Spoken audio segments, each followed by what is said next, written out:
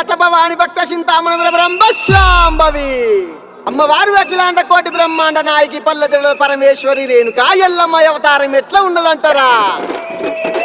శివునికి చిన్న బిడ్డ శివునెల్లి మాత గౌతుని కొడలు గంభీరవాణి గౌలాడి బిడ్డ గడసాని ఎల్లమ్మ మట్టేడు మావురాల రేణుకా ఎల్లమ్మ ఎట్లా బయలుతున్నదంటారా?